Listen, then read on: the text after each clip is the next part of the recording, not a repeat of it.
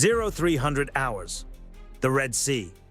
The Bab el-Mandeb Strait, 18 miles wide at its narrowest point, 12% of the world's seaborne oil moving through it daily, $1 trillion in annual maritime commerce compressed into a corridor you can cross in a fast boat before breakfast. The USS Laboon, an Arleigh Burke-class guided missile destroyer, is holding station in the southern transit lane as part of Operation Prosperity Guardian.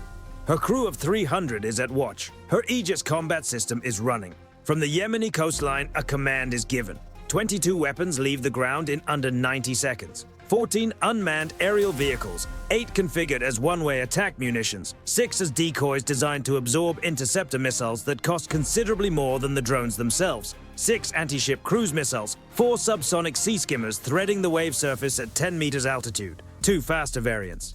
And at the high end of the threat spectrum, 2 anti-ship ballistic missiles in their terminal dive phase, descending from 100 kilometers at speeds exceeding Mach 3. The trajectory making them the hardest intercept problem in the entire package. Time from first launch detection to first impact on the Laboon's projected position, 4 minutes, 30 seconds.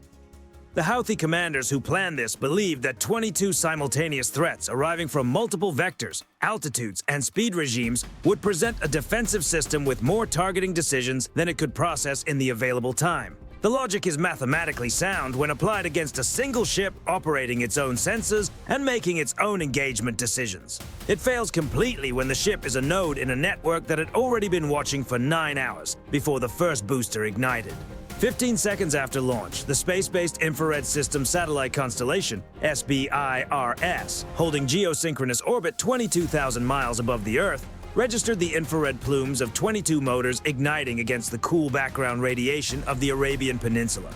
That data processed through ground stations and pushed across the Link 16 tactical data link network at 115 kilobits per second before the missiles had climbed 500 meters. The Laboon's Combat Information Center received a complete threat picture while the weapons were still in their boost phase. Above the strait at 25,000 feet, an E-2D Advanced Hawkeye was already airborne. Its 24-foot diameter AN/APY-9 radar capable of detecting low observable drones at ranges exceeding 300 nautical miles, fusing its picture with the satellite data and feeding the integrated track file into the Aegis combat system. The Laboon's AN/SPY-1D radar added its own surface and low-altitude picture. 3 independent sensor layers, space, air, surface, were feeding a single unified tactical display inside the CIC within 25 seconds of the launch command being given on the Yemeni coast. Here is what the saturation doctrine assumes that this architecture makes irrelevant. The doctrine assumes that decoys and real threats are indistinguishable when they arrive simultaneously in sufficient numbers, forcing a defender to either waste high-value interceptors on cheap targets or guess wrong on which tracks are real. The Aegis system's threat classification algorithms do not guess.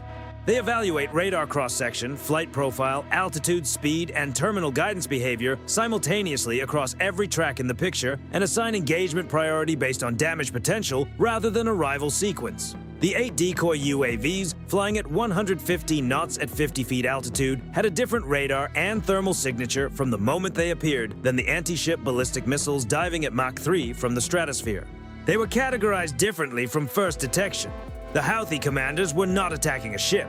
They were attacking a software system that had been trained against exactly this threat package.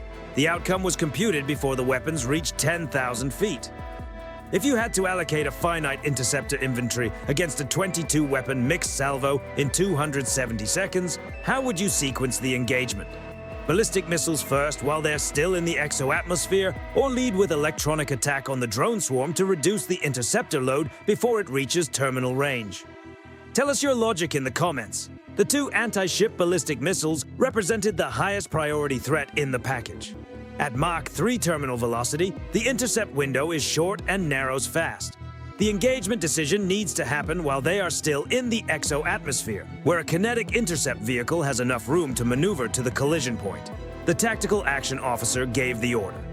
2 SM-3 Block 2A interceptors left the Mark 41 vertical launch system cells, climbing vertically, burning through the atmosphere, separating their third stages at altitude. Each released a kinetic energy interceptor, the LEAP lightweight exo-atmospheric projectile. a small maneuvering vehicle with no explosive warhead designed to destroy a ballistic re-entry vehicle through the physics of a direct collision at a combined closing speed exceeding 10 kilometers per second.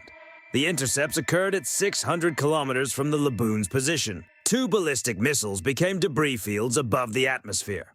On the Aegis display, 2 red icons simply stopped updating. The remaining threat package was still inbound. 4 cruise missiles and a mixed formation of attack UAVs closing through the 80-kilometer range band. The USS Dwight D. Eisenhower's flight deck had been cycling aircraft since the initial threat detection. 4 FA-18E Super Hornets were already airborne, each carrying AIM-120D AMRAAM missiles, their AN/APG-79 AESA radars in receive-only mode, not searching, not broadcasting, pulling targeting solutions from the E-2D Hawkeye through the Cooperative Engagement Capability data link. The pilots did not need their own radar to fire, they were using the fleet's eyes. 10 AMRAAM rounds went active on their own seekers in the terminal phase. 10 red icons disappeared from the tactical display at 80 kilometers. A pilot's voice on the secure net was matter of fact. Targets neutralized, guns cold, maintaining orbit. 8 UAVs had survived to the 20-kilometer threshold. The AN/SLQ-32 V6 electronic warfare suite, capable of jamming across an effective radius of 50 nautical miles, concentrated its output on the GPS frequency bands and communication links the UAV guidance systems depended on for terminal navigation. 4 of the 8 lost positional coherence and diverged from their attack vectors, impacting the water without reaching weapons release range. The remaining 4 were engaged by RIM-162 Evolved Sea Sparrow missiles, ESSM, launched from the VLS. The ESSM reaches Mach 4 and can sustain 50G maneuvering loads through its thrust vector control system, giving it the agility to track and intercept small, low-observable airborne targets at close range.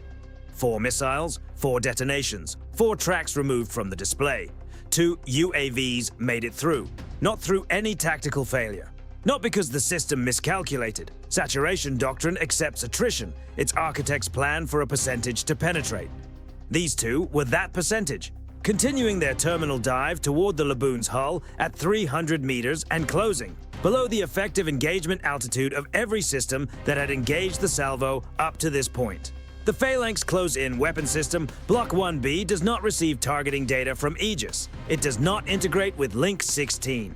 It operates entirely autonomously with its own Kuban tracking radar and its own fire control processor, and it activates when a target enters its engagement envelope without waiting for human authorization. By the time either drone crossed the 1.5-kilometer threshold, the Phalanx had already computed the intercept solution.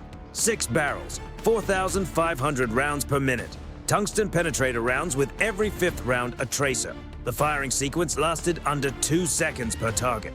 The first drone was not deflected or damaged, it was structurally dissolved by the density of the tungsten stream at close range.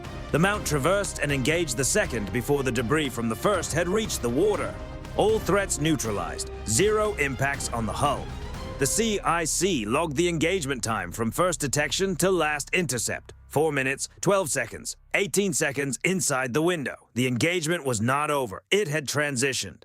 The SBIRS satellite that detected the launch also fixed the geographic origin of the launch to within meters.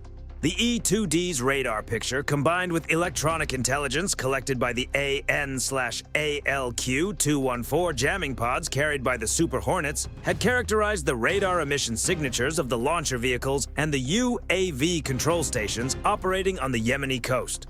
The moment the Houthi commanders gave the launch order, they had exposed the location of every piece of ground equipment that supported the attack to a sensor architecture with direct data link to aircraft already airborne and armed. 8 GBU-38 Joint Direct Attack munitions were released from Super Hornet payloads against the identified launcher positions. Simultaneously, 4 AGM-88E advanced anti-radiation guided missiles, HARM variants that home on the specific radar emissions of air defense sites, were fired at the S-125 radar installations the Houthi network was using to protect the launch area. A HARM does not need continuous targeting updates once it has locked a radar emission signature. If the radar operator shuts down to avoid the incoming missile, the HARM's onboard memory holds the last known position and continues to the source. Turning off the radar does not help. From the Laboon's bridge, the crew could see light on the horizon. The strike package had found its targets. The launcher vehicles, the UAV control infrastructure, and the radar sites that protected them were removed from the operational picture within 10 minutes of the attack they had launched. This is the calculation the saturation doctrine missed. Every weapon fired from the Yemeni coast produced an infrared signature visible to space-based sensors. Every radar activated to support the attack produced an electronic signature captured by airborne collection assets. Every launch location that could be triangulated from those signatures became a target the moment the attacking weapons left the ground. The Houthi commanders believed they were launching an ambush. They were initiating a targeting sequence that concluded with their own equipment as the objective.